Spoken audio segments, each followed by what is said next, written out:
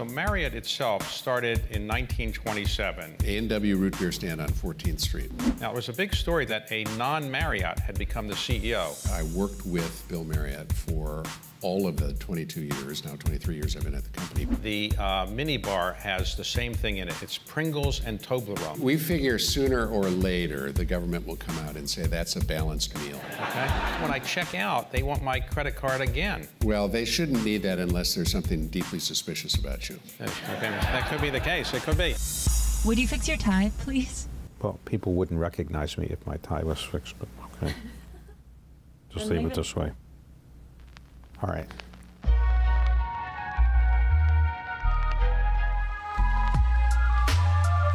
I don't consider myself a journalist, and nobody else would consider myself a journalist. I began to take on the life of being an interviewer, even though I have a day job running a private equity firm. How do you define leadership?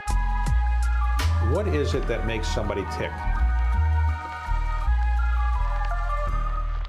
So Marriott itself started in 1927 when J. Willard Marriott, at the age of 27, as I understand it, started a root beer stand. Is that right? That's right. A&W root beer stand on 14th Street, about a mile from here. Okay. So when did Marriott actually get into the hotel business? The first hotel opened was in 1957, so 30 years after the company was founded. So that's opened in the late 1950s. What propelled or enabled Marriott to become the largest hotel company in the world? What was their secret sauce? Well, I would say there are two things. One is the cultural piece, which is from the beginning, when it was a restaurant company principally, the founders talked about take care of our people and the people will take care of the customer and the customer will come back again and again. And in that is a real focus on sort of an authentic welcome. I think the second is we had a period when we were sort of a mini conglomerate. We were in timeshare and senior living and cruise ships and a number of other things. But increasingly the last 30 years or so, it's been focus on the hotel business. Talk about your own background for a moment. You're the first non-family member to be the CEO. How did that happen? Well, you know, one day at a time, things evolve. Like you, I'm a reformed lawyer, so I came to Washington to practice law. You grew up where? I grew up in the Midwest, mostly. I was born in Tokyo, Japan, actually. Lived there till I was 7. What were you doing in Japan? My parents were Lutheran missionaries. They were there for 13 years, so Japan was very much who they... That doesn't count the time he spent there as an Army sergeant in 45 and 46. When you were growing up, did you speak Japanese? The rumor has it, yes. So you left there and went to Minnesota. Minnesota? Where I grew up in St. Paul, and then I went to a small college in Decorah, Iowa called Luther College, which is where my father and both grandfathers went to school. So it's obviously a Lutheran school. A pretty good deduction. Right, yeah. And your family ancestry is from Scandinavia? Scandinavia, mostly Norwegian. Yeah. Okay. A little bit of Dane and Swede just to make it interesting. So why did you not want to be a Lutheran minister yourself or missionary? Well, the language we use is I didn't get the call. Which is a sort of a sacred call towards a profession. So you decided to go to law school. What did your parents say when you said you were going to be a lawyer? They were obnoxiously proud of me and my siblings for their entire lives, and great supporters. After you graduated from law school, you decided to go practice law where? Latham & Watkins in Washington. Latham & Watkins. Now, Minnesota, how did you go from Minnesota to Washington, D.C.? What was the reason you decided to move to Washington, a city you presumably hadn't really spent time in? To maybe a little bit of adventuresomeness to get away from home. I had clerked in L.A. and New York. I clerked for a judge in New York. Washington seemed like a great place to live. How did you go from Latham to Marriott? So I represented Marriott is the short answer. Marriott obviously must be happy with your job. So now it was a big story at the time that a non-Marriott had become the CEO. Were you shocked that that actually happened? By that point in time, it was no longer surprising. I think I benefited from a few things. I worked with Bill Marriott for all of the 22 years, now 23 years I've been at the company, plus the years before when I was practicing law. And so learned a lot from him. He got a sense of who I was, got to know the family. Company obviously got to know who I was. And so there was an evolution over those years that made it a not surprising event. Okay, so Bill Marriott today is 80, 87. 87 years old, and he's the chairman of the board still, and I guess his family's still the largest shareholder. That's right. So he's very much involved in still what you're doing. Yes. During your watch, Marriott made a major acquisition, the largest acquisition it's ever made. It bought Starwood for about $13.7 billion. Right. You were competing with a Chinese company at the time, Ambang. Yeah. Were you worried that you were overpaying? How did that bidding war go, and how did you actually win at the end? Well, it was a great process. It was a company that had been pursuing strategic alternatives. It had been for sale for most of 2015, and initially we thought it was too expensive. But it got cheaper for us over the course of the year. In early 16, Chinese surface and throw in a rival bid before the shareholders vote. That's when Anbang comes in. And that throws a whole new wrinkle in it. Made it cost us a little bit more. But we still, to my surprise, came out on top. So did Bill Marriott say, look, I don't like to spend $13.7 billion for hotels, we'll just build them? Did he say your job is on the line if this doesn't work out?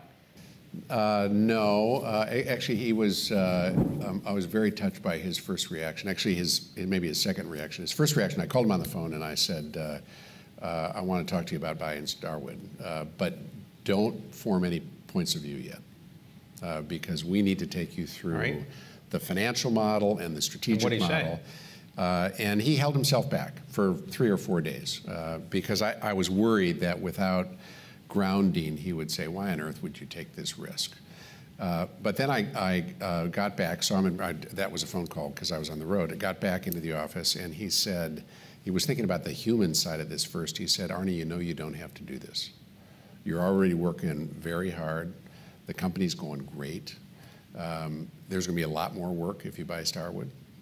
And you shouldn't feel like this is something you have to do. And he was thinking about it first from just, my health and sort of the way I lead my life. Okay, so far it's worked out pretty well. Yep. It has worked. It's worked great. We had some bumps last year, a cyber hack and some other things which are not unrelated to this. Let's describe that. You had a cyber hack of the Starwood loyalty program, was it? Starwood reservation system. Reservations. Yeah. So, who did the hacking? Well, we don't know, and probably will never know. We know that somebody was in the Starwood reservation system from before we bought Starwood. So how much will it cost you to fix this hack and your penalties associated with it? We don't know the answer to that either. It'll end up being a number of quarters of millions of dollars. The penalties, we don't know yet. Some people speculate that it was people in China who were interested in hacking in. Do you have any comment on that? There's been public speculation that it's China. We don't have the expertise to have a clue about that. But you hired somebody to figure it out, or you're trying to figure it out now? Yeah, we could in theory, I suppose, but we're not investigators. What is the most profitable part of the hotel? Well, it would be in the guest room and in conference. And of course, conference has guest rooms too, so they're sort of a tweener, if you will. But the guest room margins are great. Obviously it depends a little bit on the precise rate and the market that you're in. The cost is really housekeeping and the capital costs of buying the materials in that room. The conference business is good because banqueting is a fairly profitable, it's a predictable food and beverage business, unlike the restaurant business, which is a little harder to predict. Do people complain that sometimes in new hotels it's hard to figure out how to turn the lights off? I complain sometimes about how to turn the lights off. Yeah. But when I complain, I'm not going to get the response you get when you complain, right? Yeah, well, I bet you get the same response, which is just do your best.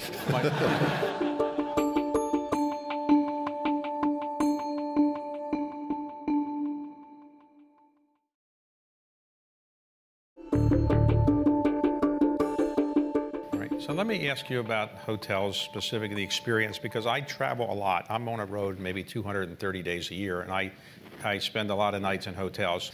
My experience has been that everywhere I go, every hotel, the mini bar has the same thing in it. It's Pringles and Toblerone. Now, is the Pringles person the best salesperson in the world? Why are Pringles in every single mini bar? What is it with Pringles? We figure sooner or later the government will come out and say that's a balanced meal. Oh, okay. So you want to be ahead of the government. But, you know, in truth, Pringles are, obviously the brand is known broadly. They're packaged well. You know, they tend to be these cans about this big of Pringles. But people seem to like it. And Toblerone, it's the same. These are two bits of sort of ultimate quick comfort food. When you're getting in late or you're getting in early, you think, oh yeah, that's people that good. operate hotels like Marriott, they say we lose money on the mini bars. But if you look at the prices on mini bars, they seem to be hard to lose money on. So how do you lose money on mini bars? This is the shocking thing. We lose money on mini bars and we lose money on room service. And both are expensive when you compare them to the cost of buying Pringles in a grocery store or the cost of buying breakfast at the cafe. How do you lose money on room service? The prices are pretty high. Well, it varies a little bit by market, of course. In some markets of the world, we still make money on room service. But if you look in the United States, room service is higher-end hotels, which means it's in urban markets where labor is quite expensive. We're often required to have a separate line in the kitchen where that material is going to be done. It's got to be delivered. Okay. You've got all the things that are associated with that service, and it's an expensive proposition. Now, when people check into a hotel, I check in hotels and I say, here's my credit card. They want my ID these days. Okay. Then when I check out, they want my credit card again. Why do they need my credit card after I checked in the day before, and why do they need it again? Well, they shouldn't need that unless there's something deeply suspicious about you. Okay. That could be the case. It could be. My advice would be don't check out. Well, see, the reason is this. Suppose I check in and say, look, I don't really like credit cards and all that. I'll pay you cash. Here's my ID. Will you take somebody's money if they just say, I only have cash? Yeah, I think we will. Now, they'll still get your ID, and they'll use their judgment to try and figure out why you're paying cash. And they might take a little bit of extra cash in case there is damage to the room or something Suppose else. I come in with cash and I say, I want to pay cash. I only need the room for an hour. Do they say, well, you know, you got to pay the full rate, or can I negotiate an hour rate? You do that? I don't know that we have any hotels that have rates by the hour. Really? Okay.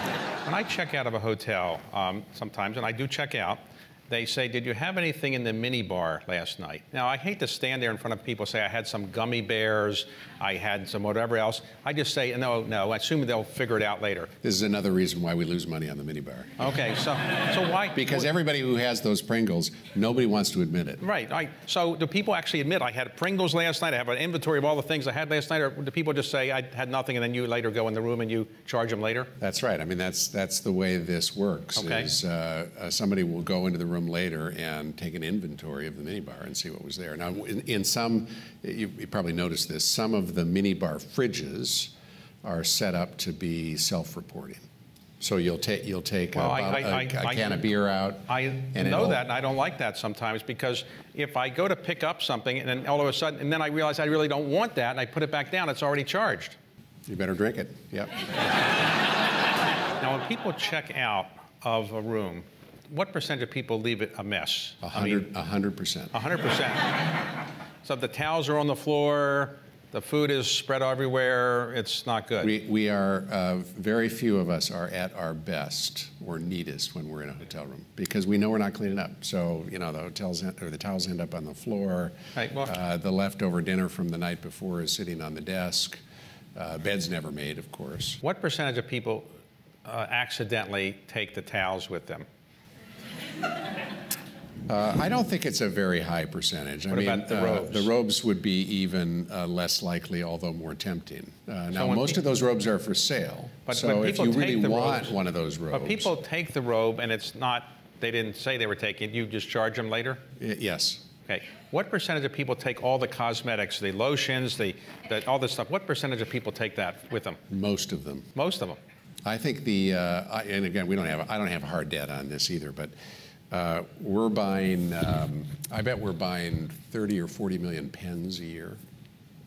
Really? And so we've got 1.3 million hotel rooms open today. So basically the pens are walking out every day, and people are welcome to take them. I love sitting down on an airplane and have somebody sit next to me and pull out their Marriott pen to do their notes. It's perfect. You tell them who you are? It depends. And soap, unused soap, is often taken as well, and that's fine. But you'd save money if they didn't take this stuff. It's true, but are you really going to sit there and ask them whether they took your soap? Now, I have a theory, you may think it's not right, that hotel companies know when you're in the bathroom, because that's when somebody knocks at the door. Is that the case? Or, I mean, I always notice when I'm using the bathroom, people are knocking on the door, and the hotel people are coming for this or that. Is that true that they really know when you're in the bathroom, or that's when they knock on the door, or not? It is most certainly not true. Not true, okay. But sometimes they knock on the door, and all they want to do is give you a piece of paper. They could slip it under. I wonder why they don't do that. Yeah, I mean, I think there's a bit of a riddle here. I know in a sense it's a tongue-in-cheek question, but the serious riddle that we have is sometimes we want to give you service because it's the way we've done it traditionally that you may not want. And an example of this, which is happening across the system today, is we have now for the first time the ability to give you your key on your phone. So you can entirely bypass the front desk. And it's a bit of a riddle for us because you think particularly about the luxury experience. We want to welcome you. We want to tell you how important you are to us. But if you actually don't appreciate that, if you want to, it's 11 o'clock at night, I just want to get to my room. We're better off saying, well, if you want to do that, we've got a vehicle to allow you to do that. What's the biggest complaint you get by people who stay at your hotels? I think the most frustrating thing to travelers is noise. People. Now, of course, it varies a little bit by type of stay and the rest of it, but the thing that is most common is we want a good night's sleep. I'm glad to hear that because that's my biggest concern. When I check in a hotel, number one is I want it to be quiet because I want to sleep or read or think.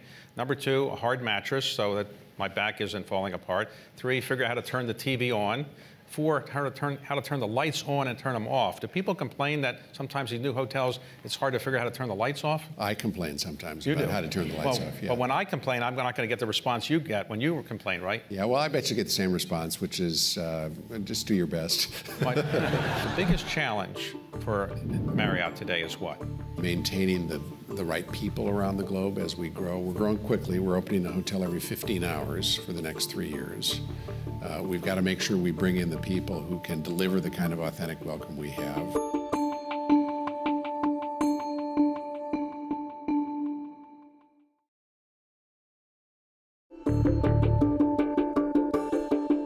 So let's talk about the hotel business itself and Marriott. So you are the biggest operator of hotels in the world and most rooms in the world. So is your main competitor Hilton, or is it Airbnb, or is it somebody else? Of course, we've been competing against Hilton and many other hotel companies for the 70 years we've been in the hotel business. And that competition is intense. Airbnb is a pure competitor, but in a different part of the market. Many of their customers are choosing to stay with them for one reason only, and that's because it's cheap. And we're not really in the bottom of the market. Our business has never been to provide the cheapest stay. But then you get Google, you get other digital platforms that are partners of ours. We obviously get many of our customers coming to us through that search.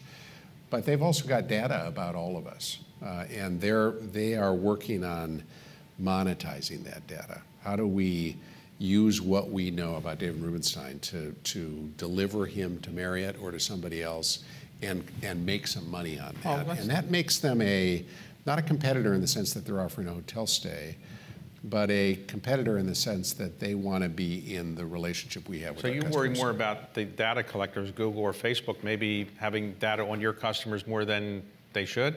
That's the hardest thing to predict today. 10 years from today, or even 5 years from today, where do you think the hotel world will be in the sense of you check in, you don't need people at the registration desk, you just walk in? What will be different about hotels in 5 or 10 years from today?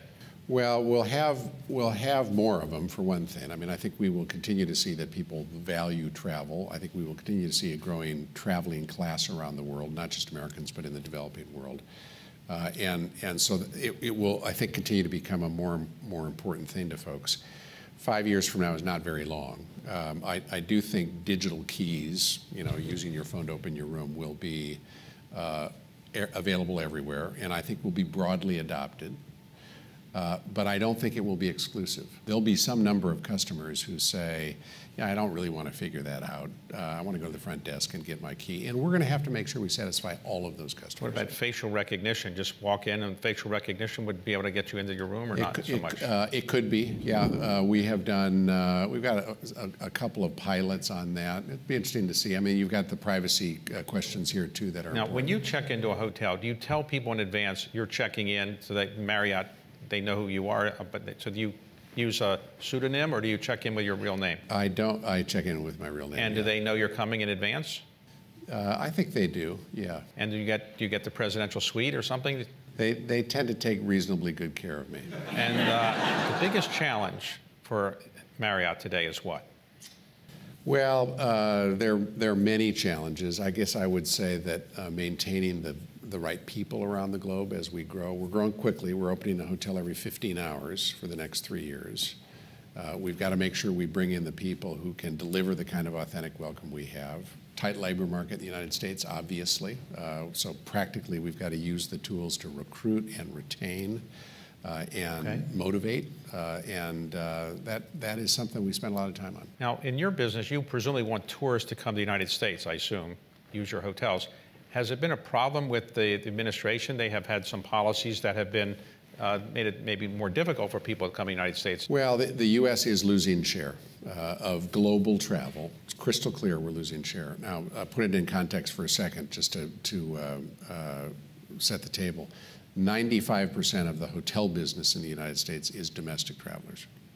95% of the hotel business is people in the United States who are traveling in the United States. But we are seeing global growth, global employments, if you will, increase by nearly 10% a year, and the U.S. is only growing by 2 or 3% a year. I see. So you can see that we're losing share, and a reason for that is the rest of the world sees the United States as less welcoming today than it did years ago. Have you talked to President Trump about this? I have. And what does he say? He says he doesn't mean his words to be taken that way. It is about the stance he's taken on immigration and the wall, and well, what we're talking about is not immigration. We're talking about travel and tourism. I think to the extent he thinks about it, it must be that somehow it relates to that other issue. Now, you are of Scandinavian ancestry, so you're very low-key, very even-tempered. What makes you upset? What, do you ever yell, get mad at people, throw things? What do you do? I don't tend to raise my voice. I don't tend to throw things. The Scandinavians are described as stoic, of course. So when we get angry, we get quieter.